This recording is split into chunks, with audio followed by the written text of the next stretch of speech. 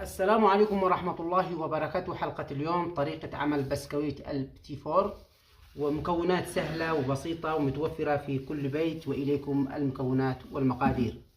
معنا هنا ربع كيلو من الدقيق الأبيض، ومعنا كاسة من السمن النباتي أو أي سمن ممكن، ومعنا كاسة من السكر البودر المطحون، ومعنا كاسة صغيرة من الحليب البودر، وحبة بيض فقط، ومعانا هنا رشة خفيفة جدا من الملح الطعام.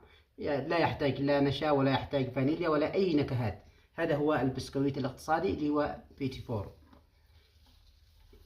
أول طريقة إن احنا نضيف، إذا عندنا خلاط كهربائي ممكن نضيف المواد السائلة ومن ثم السكر والحليب ونخلطها في الخلاط الكهربائي، ومن ثم نعجنها في الدقيق. ولكن أول خطوة نسويها في المضرب اليدوي. أول شيء نضيف السمن، من ثم نضيف السكر، ونخلطها جيدا حتى يذوب معنا ايش؟ السكر بقدر ما نستطيع، يعني بهذه الطريقة. هذا هو السمن والسكر فقط. من ثم نضيف حبات البيض،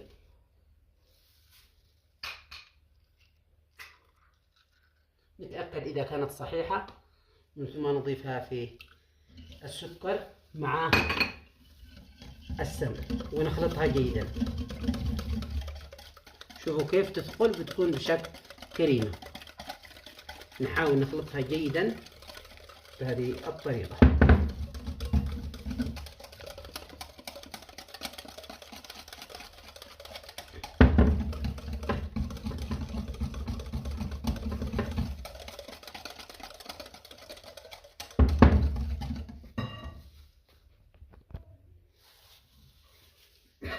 بعد ما خلطنا البيض مع السمن والسكر، شوفوا كيف صار قوامه ثقيلة زي الكريمة.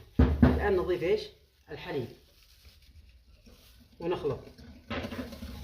شوفوا ما شاء الله تبارك الله، نفس الكريمة.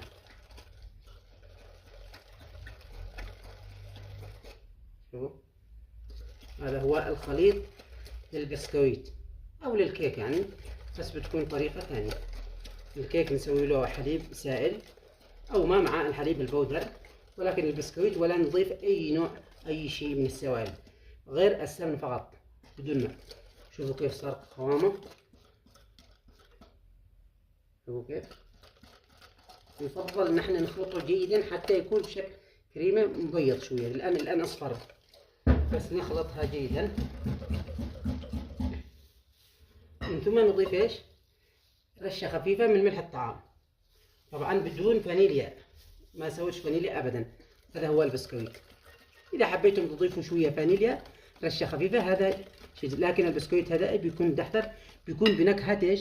السمن فقط، يعني بيكون خدش. شوفوا هذا هو الشكل المطلوب.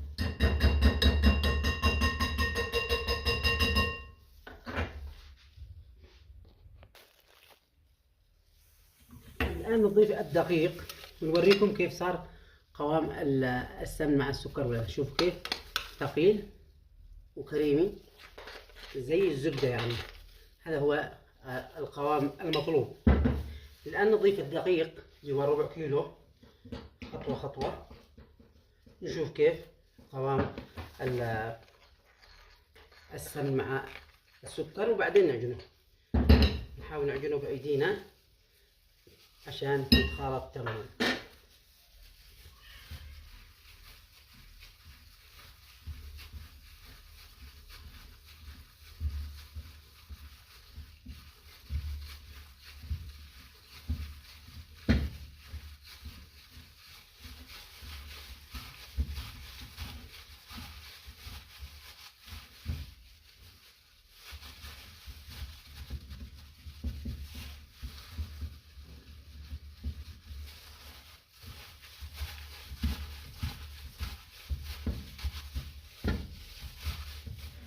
نضيف قليل من الدقيق، يعني الدقيق من 200 جرام إلى 250 جرام تقريبا، وكله على حسب ايش السمن.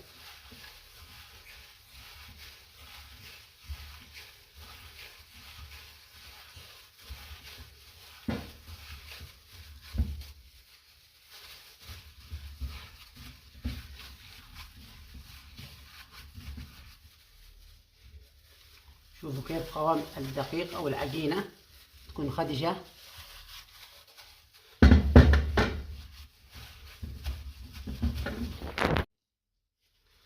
بعدما عجناه شوفوا كيف صارت العجينة لينة وخدجة. طبعا 200 جرام فقط من الدقيق، باقي معنا هنا حوالي 50 جرام ما فعلتوش، لأنه السمن كمية السمن صارت مضبوطة يعني معنا كاسة يعني بمقدار 150 جرام تقريبا. والسكر نفس الكلام حوالي 200 جرام، زيادة شوية عن يعني يختلف الدقيق عن السكر بالوزن، لأنه السكر يكون كميته قليلة والدقيق يكون كميته كثيرة وهكذا. أما الحليب البودر حوالي 100 جرام ورشة ملح فقط. الآن نحشي في المسدس خاص في البسكويت بهذه الطريقة. طبعا النقشات على حسب رغبتكم، هنا معنا قلب، معنا هنا نقشة ثاني، كله على حسب اختياركم. نعبي بهذه الطريقة.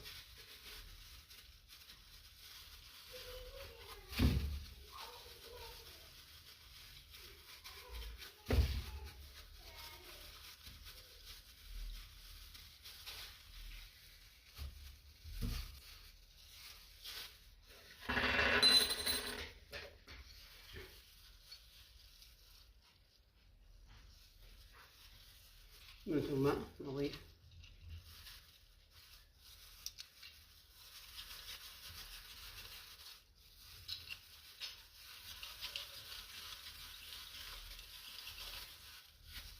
نرجع نأمن المسدس بهذه الطريقة. لازم هذه الخريطة تكون على وجه الضغط عشان يطبع معنا بسكويت بالشكل من الأشكال اللي هنسويها. الآن نجيب صحن الفرن من ثم نشكل البسكويت. الآن هذا المسدس أو الكباس لازم هذه الحدايد أو العطفات تكون على وجه الكبس. نسويه بهذه الطريقة.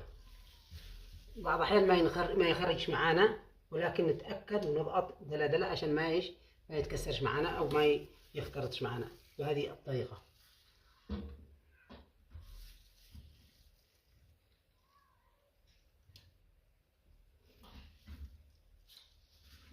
هذه هي الأشكال اللي نشتيها، كله على حسب اختياركم وعلى حسب الأشكال اللي تجيه تبع الميناريو خاص في البسكويت.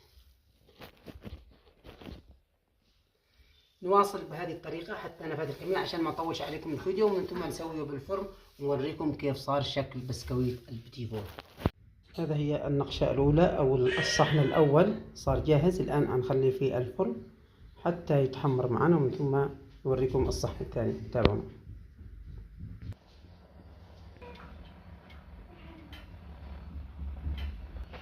هذا هو الفرن. الآن النار تكون متوسطة، طبعا الفرن ساخن من قبل حوالي ربع ساعة من ما جهزنا، والنار تكون متوسطة من فوق ومن تحت. نسكر حتى يتحمر معنا ونوريكم كيف صار الشكل. هذه نهاية حلقة اليوم، صارت جاهزة بسكويت بتي فور كما تشاهدوا، أو طريقة التحضير من أول خطوة: دقيق وسمن وزيت، دقيق وسمن وسكر وملح وبيض فقط وحليب، لا نكهة ولا أي شيء. شوفوا ما شاء الله تبارك الله كيف يتفتت ومستوي من هذا هو البسكويت كما تشاهدون. بسم الله ما شاء الله يتقرمش بطعم السمن، يكون يعني في نكهة غريبة جدا وحلوة، يعني نستغنى عن نكهات الفانيليا والموز والفراولة وغيرها، ونسوي بطعم يعني طبيعي: السمن والسكر والدقيق فقط وبيض وملح الطعام.